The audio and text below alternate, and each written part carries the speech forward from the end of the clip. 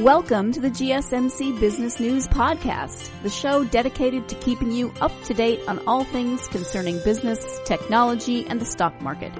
Get a head start on the day as we keep you updated on the latest goings-on Wall Street, money, jobs, and technology. If you're looking for a podcast to keep you informed and ahead of the game in business, the GSMC Business News Podcast has you covered.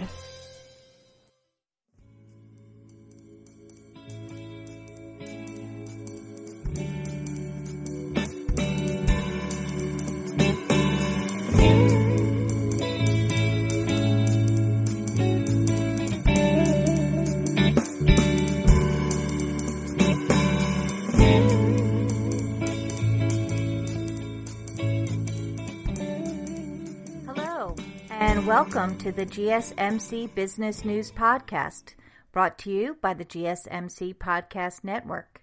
I'm your host, Paula DuPont, and today we're going to be talking about several items that are in the news.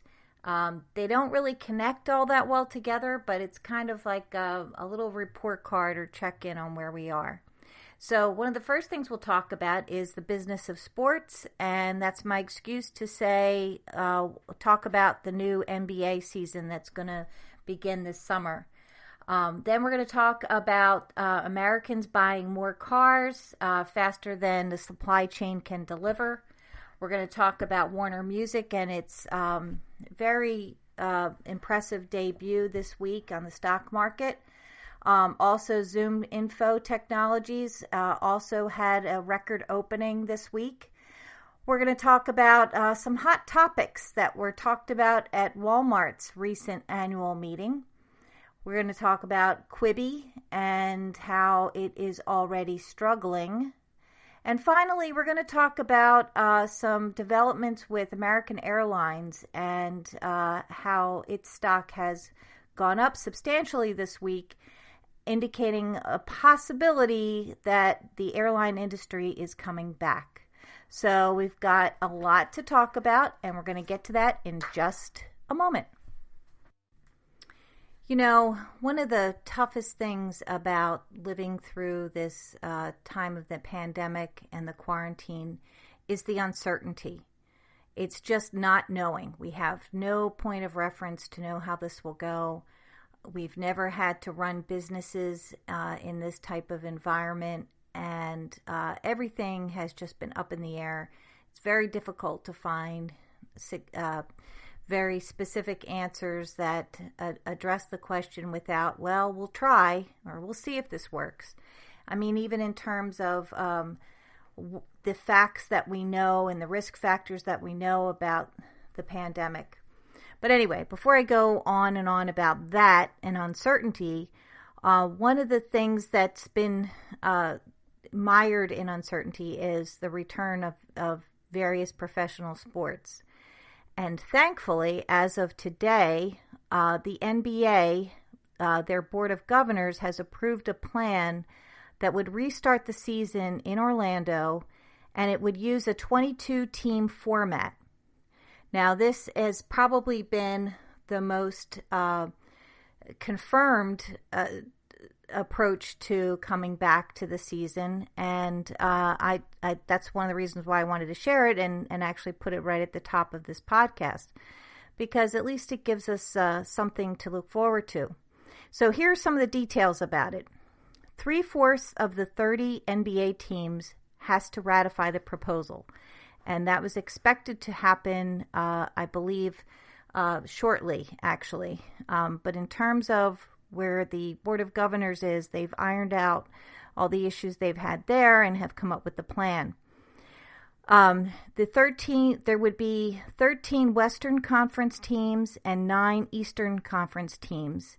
And they would play 8 seeding games to determine seeds in the playoffs. The top 8 teams in both conferences will be a part of the 22 games playing. The remaining 6 teams will be those within 6 games of 8th place. So the 22 teams participating are the Milwaukee Bucks, Toronto Raptors, Boston Celtics, Miami Heat, Indiana Pacers, Philadelphia 76ers, Brooklyn Nets, Orlando Magic, and Washington Wizards.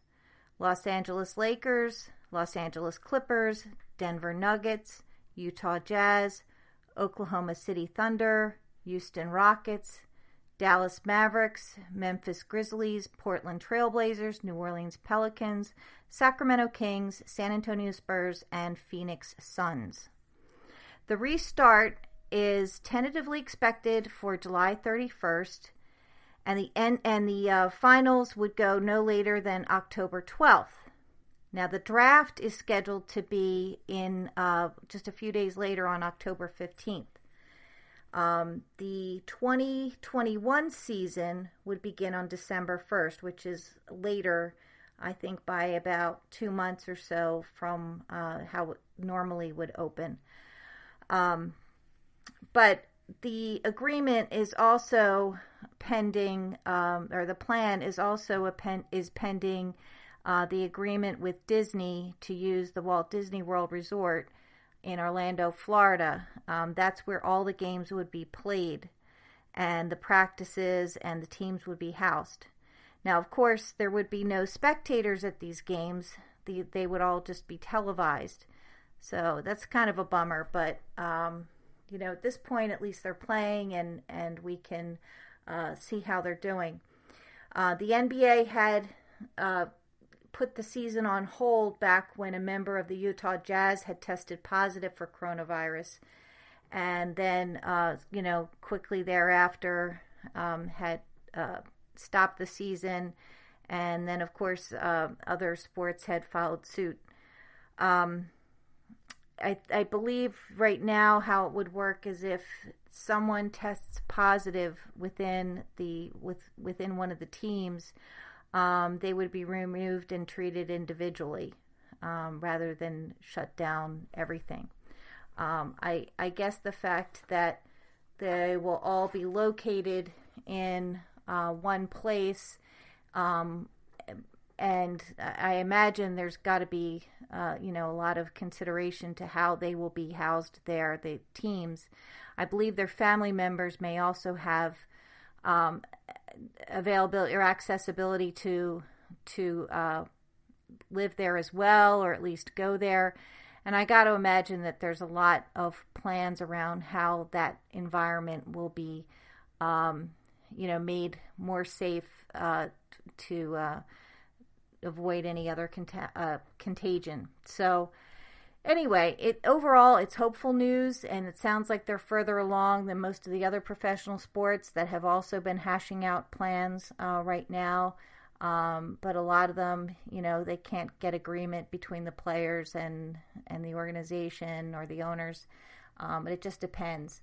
So I think they're all they're all on the verge of coming together for a plan. Boy, you can't get any more generalizing than that, huh? But again, the fact that the NBA has gotten this far and seems like they're ready to pull the trigger on this is a hopeful sign. So that's what we have on the business of sports. We're going to take a quick commercial break, and when we come back, we're going to explore a little bit about car buying and how that's been impacted both on the consumer side with people losing their jobs, but on the other side, the supply side, where there are fewer cars available because of the factories being shut down. So kind of an interesting situation going on there, and we're going to get more into that in just a moment.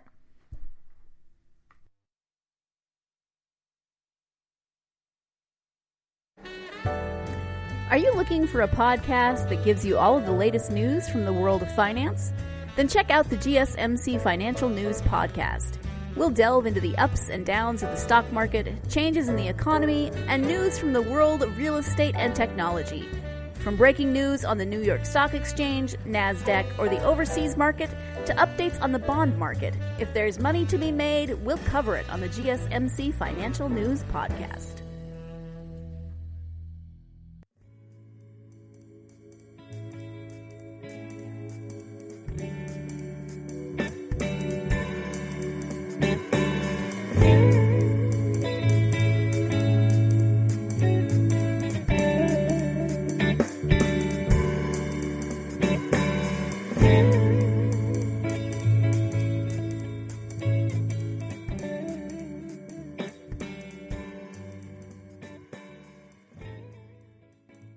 some of the consequences of the pandemic on car buying.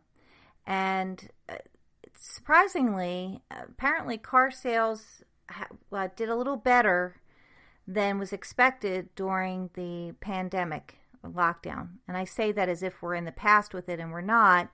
It's just that, more and more places in the country are opening up and people are getting out and able to get to businesses. And we're going to talk a little bit more about that whole experience of car buyers going to a dealership and how that's been working. But overall, with a means to purchase a car, sales have been up more, well, not up in terms of the bigger picture, but more than, again, was expected for this time being. The interesting thing is that many dealerships are actually running low on a lot of their popular cars because they don't have enough supply. The factories have been closed down for quite a while, and in fact, some factories were making PPE and face masks or ventilators. So now they're pretty much all back, but there just isn't enough. There aren't enough of the cars. So that kind of creates a situation then where car dealerships don't have to offer the kinds of incentives that they typically would. The zero financing, allowing for 0% interest rate, for financing, and the 7-year plans and some of the other things that they will sometimes offer to move cars. And they're finding that they're not needing to do that as much. The car companies are, they're slowly bringing back production for their factories, but they're still not there in terms of meeting the demand. Auto sales have showed signs of recovery in May as many dealerships reopened and states had rescinded the lockdowns that they had for the past couple of months. I saw statistics that said car companies sold roughly 1.1 million vehicles last month, meaning in May. And that's down 30% compared with May of 2019. But of course, it's an improvement from April when sales dropped 50% over the same time frame a year ago. So again, it's not great, not where it might be if we didn't have a pandemic, but better than expected. And at least, we're showing an upward trend. So one would hope that June would even prove better. Again, if there's enough supply, if there's enough cars available. There's also been a situation where people are starting to return their leased mobile cars. They have, a lot of them have gotten extensions from the car companies on their leases because of the pandemic and the lockdown. And now they're returning them and they're looking to lease a new car or to buy a new car. So you have a surge in that kind of customer right now, in addition to those just needing to buy a car. Early on in the pandemic, auto dealerships were looking for ways to try to incent some sales so they weren't completely devoid of any revenue. And so would offer some of the kinds of incentives I mentioned before, the 0% financing, the 7-year loan program, and would discount the auto price, as it were. And between that and then also offering for customers to be able to buy their cars online was a way, too, to get people to buy. And you consider that going out to a showroom, taking a test drive, those weren't really options during, the thick of this pandemic. Now that's opening up a little bit more and people are able to go out to dealerships in some areas, but the online piece became an important piece. And, now here we are. People are, some people returning to work, needing to get a vehicle that they had to put off, during this time frame. And, you find more reasons for people to get back into the dealership, but yet there aren't enough cars. So, again, that's why some of the companies are saying that they're not going to be offering some of these things. In this article that I saw, Ford Motor Company's, their U.S. sales chief said that the auto industry spending on discounts and sales promotions moderated in May and is likely to drop further in June as inventories get thinner. And overall, new vehicle U.S. inventory fell 32% in May to about 2.6 million vehicles on dealer lots, which is the lowest it's been in recent years. And, certain vehicles are in greater demand right now than others. Among the vehicles in the shortest supply are the big pricey pickup trucks, like the Ford F-150 and GM's Chevrolet Silverado are two of the popular ones. And it's not only the short supply of the popular models, but it's also the customization that a lot of customers want. The specifics that they want in the vehicle they're buying, which may not be readily available at another dealership the way that they would normally. So in some cases, you have buyers that are either having to settle for something that doesn't have all the features they're looking for, or they may have to wait till later this year even to get what they want. So interesting times, and not at all dismissing the fact that we're at a time when so many are unemployed, and the challenges that we've talked about before with getting financing and getting credit approvals at a time when you're out of work can prove pretty challenging with getting a car. And again, if supply is low, demand high, and credit not great, that's going to make it a little tough too.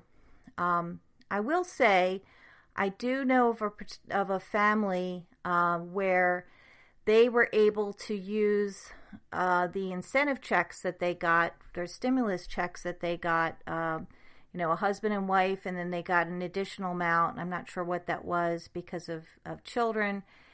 But that enabled them to have a good down payment for a new car that they very much needed. So, the pandemic maybe works a little bit in that way too, if that's your situation and you don't need to use that money for rent or mortgage or food or the other essentials. But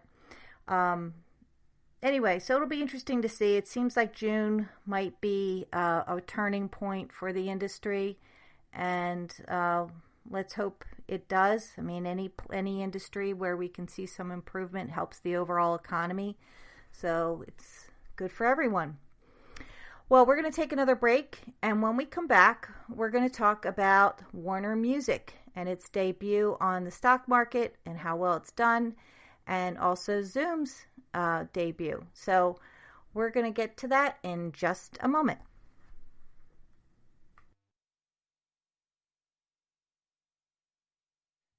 Do you work in the world of marketing and advertising? Are you a media buyer or the owner of an agency? Have you been looking for a podcast to help stay on top of all the goings-on of those worlds? The GSMC Marketing News Podcast is dedicated to keeping you up to date on all things concerning marketing and advertising. Get the latest marketing news, from what major businesses have planned for the coming year to the newest trends in advertising, from podcasts, digital and streaming, to the old standbys of radio, television, and billboards. The GSMC Marketing News Podcast has you covered, whether you're a marketing agent or a business trying to expand your brand.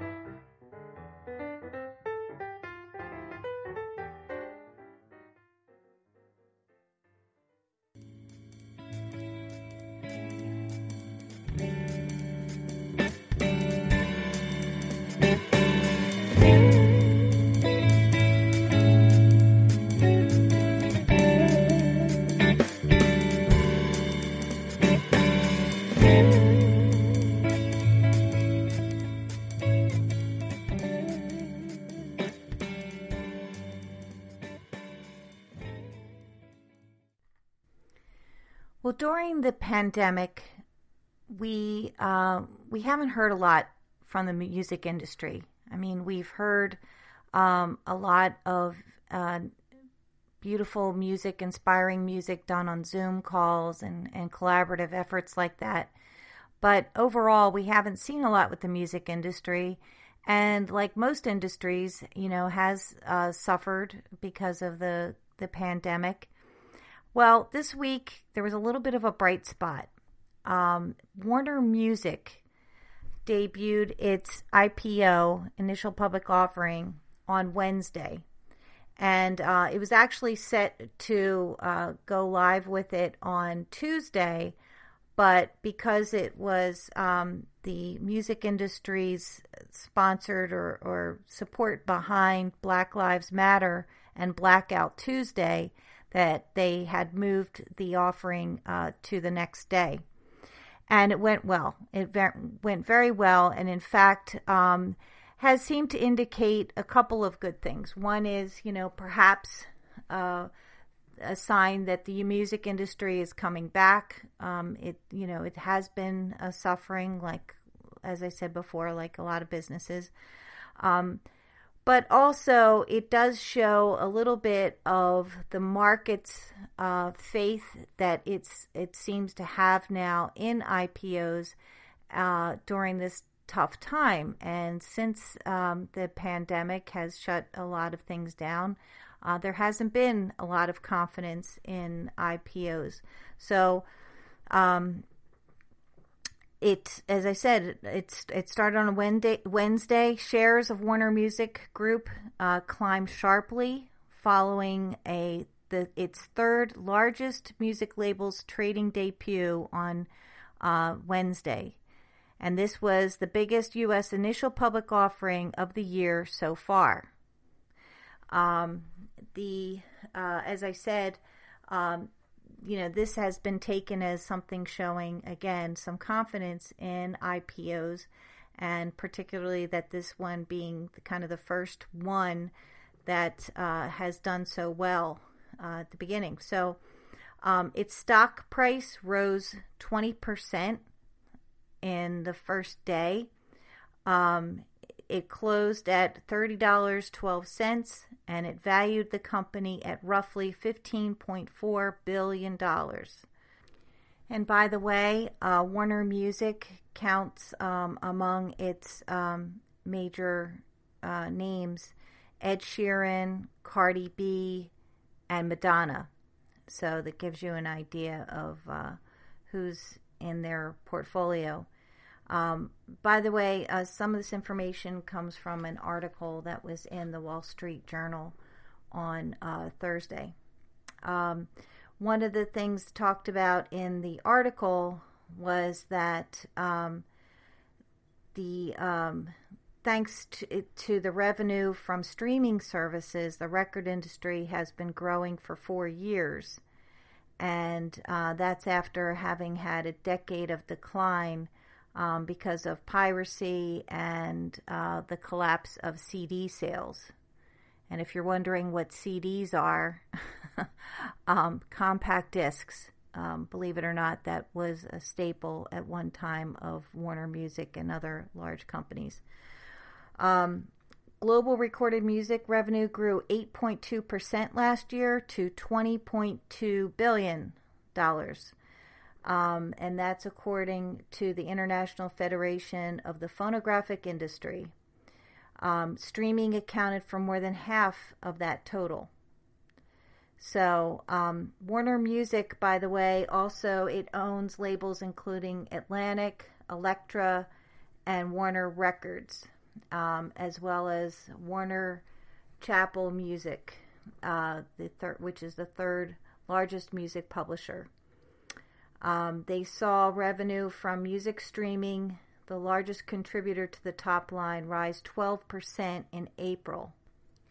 Warner Music had priced 77 million Class A shares at $25 each on Wednesday morning. The sale consisted of secondary shares that were owned by billionaire Len Blavatnik's Access Industries, Inc., which retains voting control and related entities. The offering, by the way, did not raise any new funds. As I mentioned earlier, the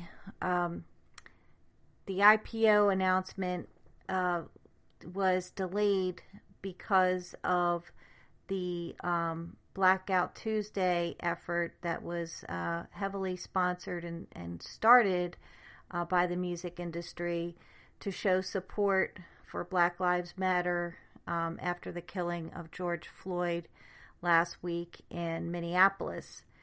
And to that extent, to support that effort, in addition to honoring that day, Warner Music and the Blavatnik Family Foundation introduced a $100 million fund to support charities related to the music industry, social justice, and campaigns against violence and racism. So it sounds like it's putting the money where its mouth is in terms of, providing that kind of funding. So all in all, a good day for the music industry, a good day for Warner Music, and, hopefully for social justice causes as well. So anyway, wanted to share that with you. We're going to take another break, and when we come back, we're going to talk about Walmart and their annual meeting and kind of a wide variety of topics, mostly based on COVID. But we'll talk about that and more in just a minute.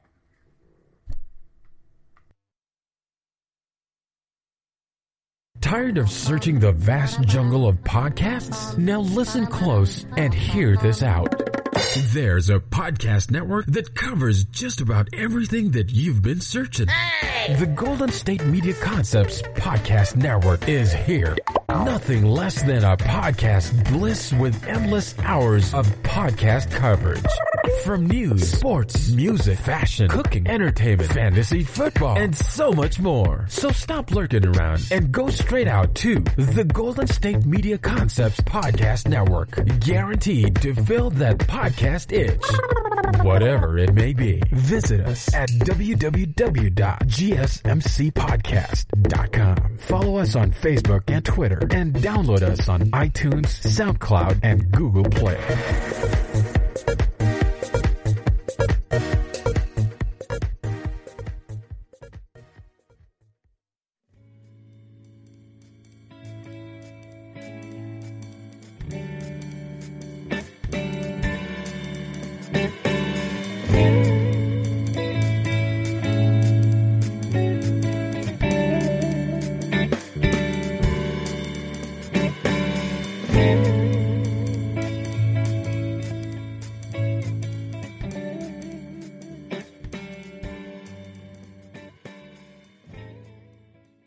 So for the second time this week, Walmart makes the Business News podcast. I guess it's not all that surprising since they're such a large company and have such a major impact in the retail industry in our country. And they are also, I believe, the largest private employer in the United States. Earlier this week, Walmart showed up in a couple of different news stories in talking about the effects of the looting and rioting that unfortunately coincided with peaceful protesting in many American cities this past week and is still actually ongoing now. Although I don't think the looting has been as bad in recent days as it had been earlier, but nonetheless, they were in the news because they were affected. Some of their stores were broken into right in plain daylight. The front of the store smashed in, and I saw video footage of people walking off with large screen TVs and just a lot of expensive merchandise that they were taking from the stores. Walmart responded pretty quickly with shutting down a number of its stores in key areas where it was expected they might be a target once again. And it also was an occasion for the CEO to emphasize his own position, or the company's position, on Black Lives Matter and diversity. And Doug McMillon, who is the chief executive, he said in a memo to employees, "We must remain vigilant in standing together against racism and discrimination. Doing so is not only at the heart of the values of our company, it's at the core of the most basic principles of human rights, dignity, and justice." So he has kind of gone where previous CEOs hadn't, in terms of really addressing the major issues going on, in the country, or affecting its consumers, affecting its employees. And, it's the elephant in the room if you don't acknowledge it, really, because, that's pretty much what most people are thinking about, or reading about, or participating in, is this big outcry because of injustice. So this week, instead of having its big annual meeting in Arkansas near its headquarters, Walmart had its annual meeting by conference call, and a number of topics came up, including the looting incident and how that was handled, and the company's position on racism, and even other things such as puzzles, jigsaw puzzles. That was a topic.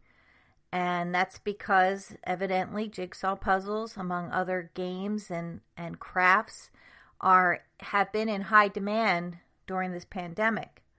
So those were touched on as well.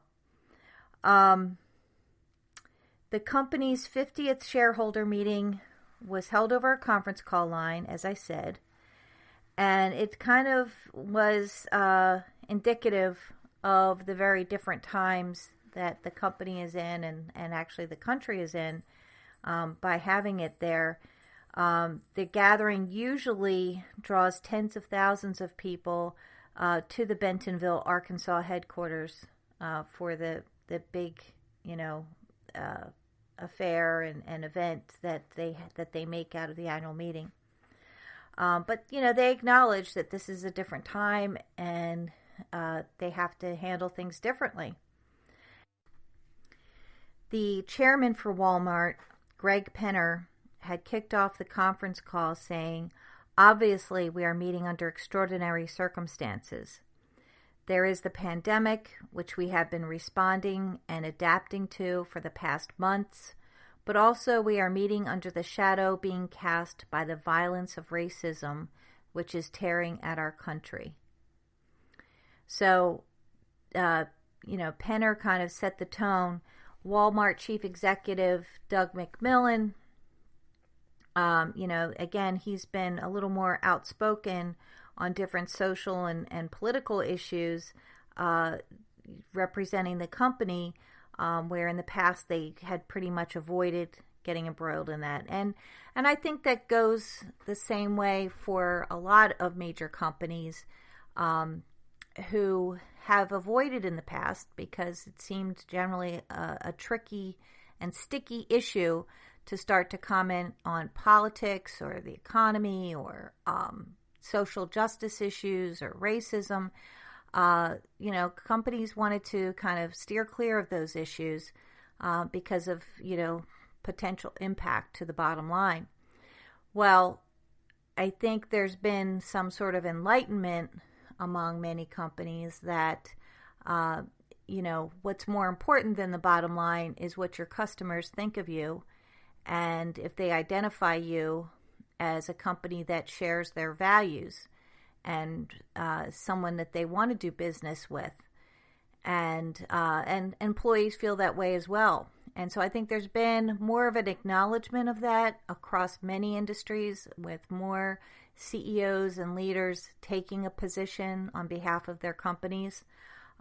So in a sense, Macmillan is really just reflecting, I think, a realization that many companies are facing right now. But Macmillan has, during the annual meeting, he said, the killing of George Floyd is tragic, painful, and unacceptable. It's important that we all understand that our problems as a nation run much deeper than one horrible event. And then, it was discussed that there were about a dozen Walmart stores that had been damaged. And, that was, in the midst of protests for equality and for Black Lives Matter.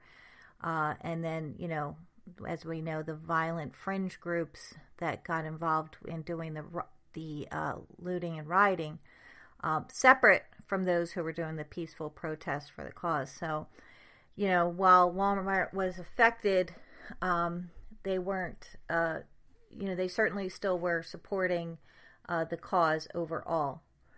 Then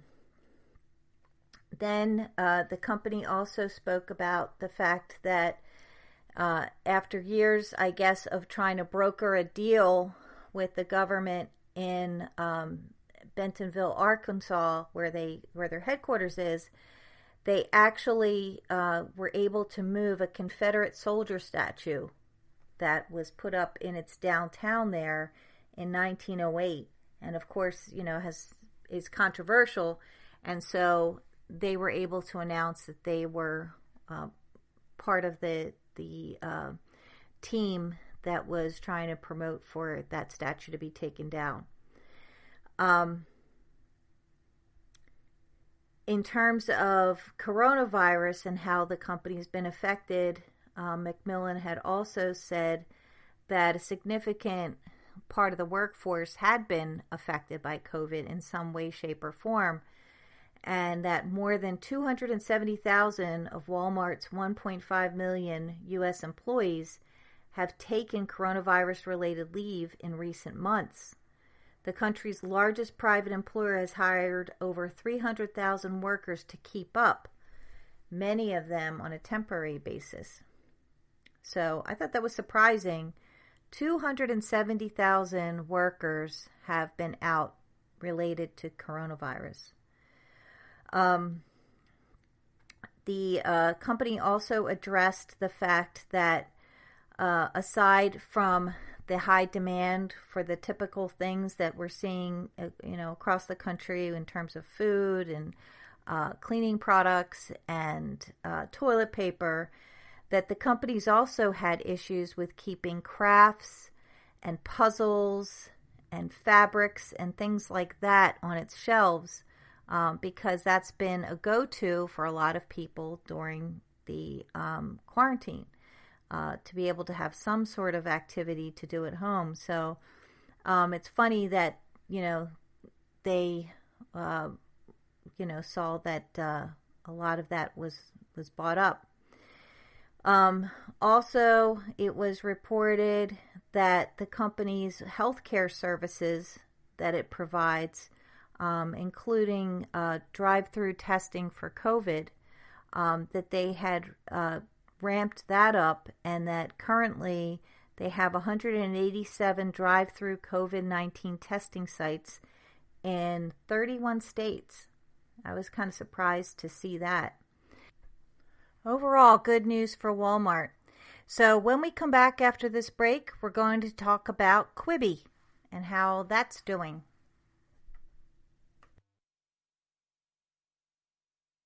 Are you tired of the same old news? Are you sick of the seemingly endless political spin and negativity? The GSMC America's Still Beautiful podcast is a weekly news podcast covering all the top positive and uplifting news stories. We cover stories that will inspire, uplift, and remind you of the good in the world. Tune into the Golden State Media Concepts America's Still Beautiful podcast to get all the great and positive news stories of today. Download the GSMC America's Still Beautiful podcast on iTunes iTunes, Stitcher, SoundCloud, Google Play, or anywhere you find podcasts. Just type GSMC in the search bar.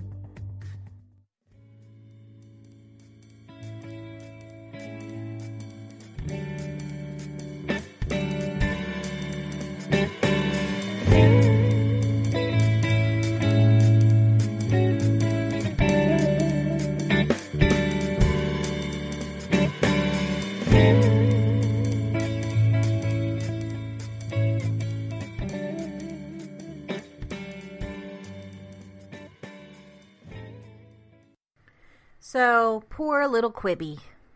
I shouldn't be so patronizing, but the name of this company just kind of cracks me up. It just sounds like a cute little toy, like a cute little teddy bear kind of toy, cartoon character or something. Quibi, which is Q-U-I-B-I. And it's suggested that that is a contraction for quick bites, which describes the kind of TV streaming that this app provides. So Quibi was announced, or it came out live in April, early April, right in the thick of this whole pandemic, right after the first dismal month of March. We had April, and they had planned this, roll out on April 6th and went ahead with it. Unfortunately, now they're having some struggles, and there may have been clues early on that they would face some of these struggles, given that this format for their programming that they have, this streaming services, right in its very nature, was intended for people who are on the go, people who are commuting to work, to school, to wherever, where they are, perhaps traveling on public transportation, or maybe they're waiting in line somewhere. They're doing something where they are able to look at their phones for a while, and yet not get too invested and watch a TV show or a movie, but they can watch this short program that may not be any longer than 10 minutes. And that's the basic design of Quibi and what it was about. And they had developed all this new and original content with Chrissy Teigen playing a judge in one program. There were some other kind of mystery programs, and I say there were as if it's dead, but it's not. Quibi's actually has a pretty high sponsorship rate, and we'll get to that in just a minute, but it's definitely still around and perhaps still growing, but there are some inherent drawbacks from the timing of their launch. So recently, it was reported that Quibi had asked its senior executives to take a 10% salary cut because of costs. They were having, high costs, and because its debut was a bit disappointing. Again, knowing that people were locked down and being forced to work at home, and students returning back to live at home because they can't commute to school. So they had to know in the beginning it was pretty risky. Nonetheless, the Quibi chief executive Meg Whitman is taking a 10% cut to her pay, and so it's right there at the top. It seems like there's a conflicting message in this report that I read where, the official spokesperson is saying, oh, we're okay, and actually we're hiring people. But then you have others from within who say, no, they're looking at cuts into the ranks, particularly at the lower and mid ranks, despite the fact that at the higher ranks, at the executive level, they're taking 10% cuts. Of course, 10% cuts from a much larger salary may not compare to, losing a job altogether, but I'm not trying to editorialize on that. Quibi had, as I said, they had launched their app on April 6th and had discussed laying off about 10% of its more than 250 employees. But again, executives there are denying that and saying that's not the case. They have said that they're doing okay, but other evidence suggests that they do need to cut back quite a bit. Quibi streams movies and TV shows in quick bite chapters.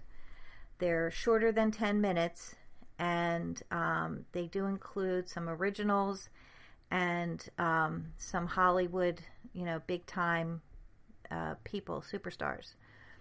The company has raised about $1.75 billion from tech companies, movie studios, and wealthy individuals. There were no real specific financials that I saw in the news coverage about how they're doing. But one indication is that several of Quibi's major advertisers are seeking to renegotiate their contracts. So that doesn't sound too great. The company also faces a high-stakes lawsuit from New York-based interactive video company Eco, claiming patent infringement and stealing of its trade secrets. Quibi, of course, has denied those charges. Quibi, by the way, has signed up at least 1.6 million subscribers to their free trial, and it has been downloaded about 4.5 million times. So there aren't any stats as far as how many have converted to paid subscriptions from that amount.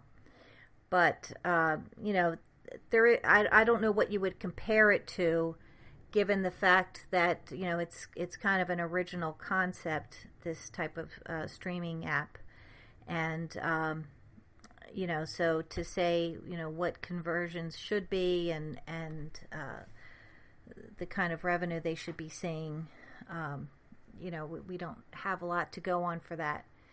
It's just a tricky time, and it's companies have to know, or had to know back then, what a gamble it is to try to launch something in the middle of a pandemic, particularly when its target market is people on the go, and instead people are homebound.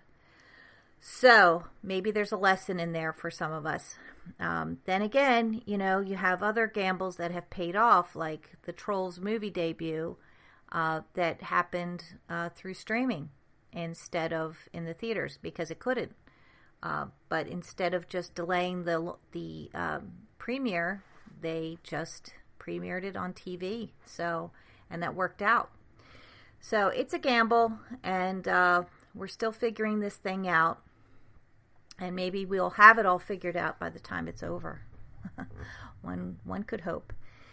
Anyway, we're going to take another break, and our last story is, I think, a good one. It's about how American Airlines is doing and some real signs of hope there. So more on that in just a moment.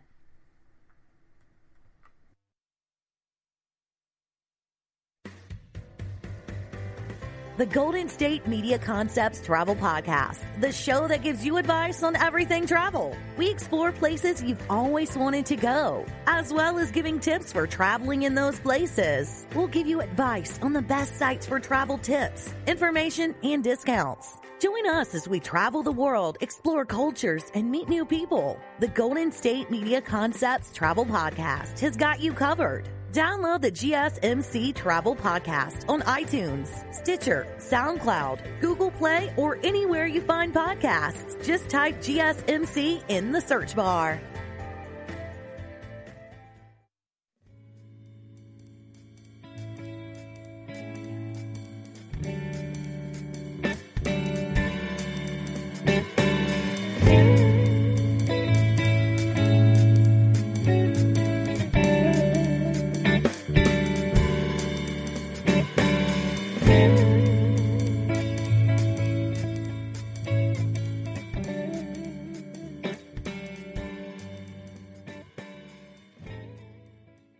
It's no surprise by now what a devastating hit the airline industry and the travel industry have taken because of the pandemic.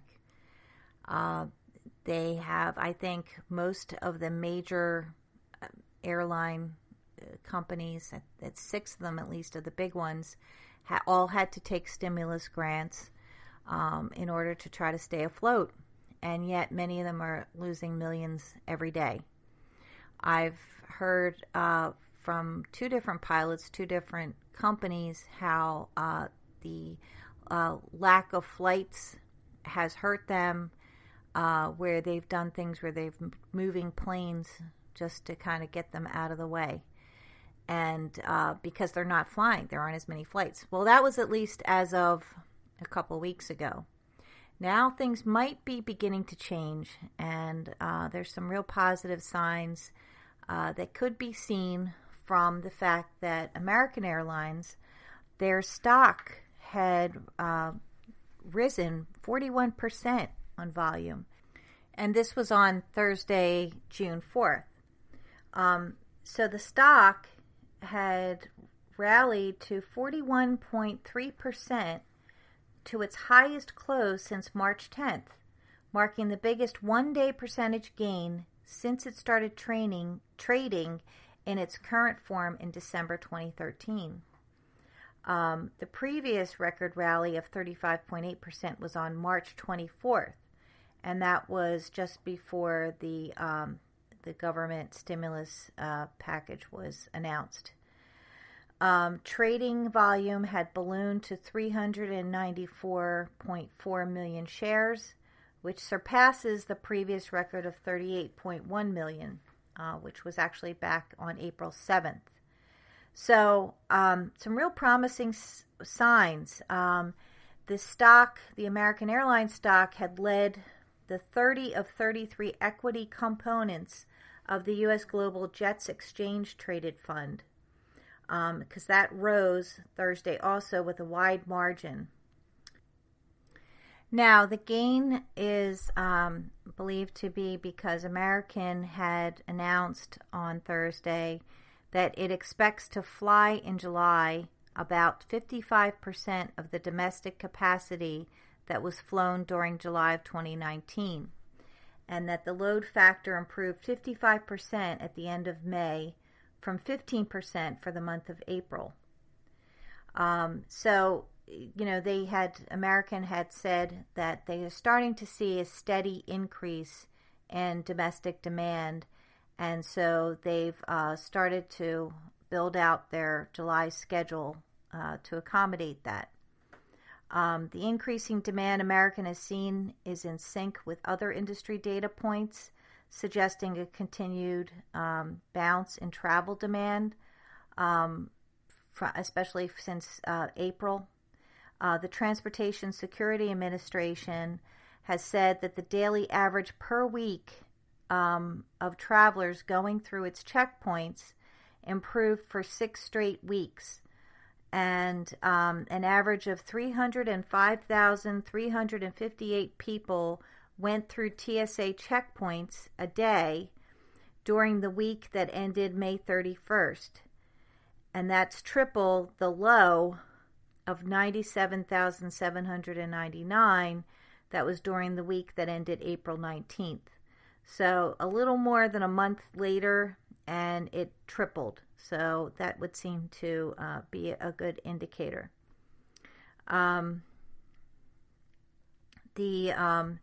On Wednesday, the International Air Transport Association had said that daily flights increased by 30% between April 21st and May 27th. So that's indicating, obviously more than just American, but others too that are starting to ramp up. United Airlines, for example, is ramping up its July schedule to 25% of what it flew during the same month in 2019. Overall, in terms of flights and or passenger levels, it's obviously still down quite a bit But in April, American Airlines had averaged 32,154 passengers a day. From May 1st through May 23rd, its daily customer level more than doubled to 78,178. And then again, it jumped to over 110,000 a day from May 24th to May 29th. So there is some increase there, but according to TSA, the number of passengers and airline crew members that are screened, and I mentioned the numbers before, but that overall is down more than 85% from a year ago. So obviously there's a lot yet to do, and with airlines having much lower capacity that they can fill their planes, and having to take a lot of precautions or put a lot of procedures into place to ensure safety and make passengers feel more comfortable about traveling again. American is tightening things up, as are, of course, other airlines, and American is cutting about 30% of its officer ranks from retirements and open posts that won't be filled. They are offering early retirements and buyouts to management and administrative employees, and last week said it would seek to reduce about 30% of those jobs, which is roughly 5,000 people. And by the way, airlines that took the stimulus aid, the federal aid, are prohibited from laying off workers until October 1st. And there are none more aware than people working for the airlines about that ominous date, because I believe it's expected there will be many layoffs announced.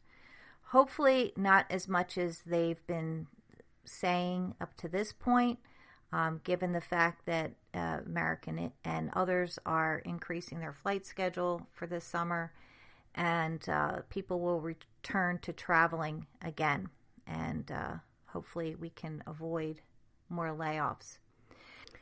Well, that brings us to the end of today's podcast. I want to thank you for joining the GSMC Business News Podcast on the GSMC network, and ask you please to subscribe to this podcast wherever it is that you subscribe to your podcasts. And also check us out on Twitter, Instagram, and Facebook, and leave us comments. So until the next time, please take care, stay safe and well, and have a good day. Bye-bye. You've been listening to the GSMC Business News Podcast, part of the GSMC Podcast Network. You can find this show and others like it at gsmcpodcast.com. Download our podcast on Apple Podcasts, Stitcher, SoundCloud, and Google Play. Just type GSMC into your favorite podcast app to find all of the shows from the GSMC Podcast Network. From movies to music, from sports to entertainment, from business news to weird news. Please subscribe to the podcast and follow us on Twitter and Facebook. Thank you, and we hope you have enjoyed today's podcast.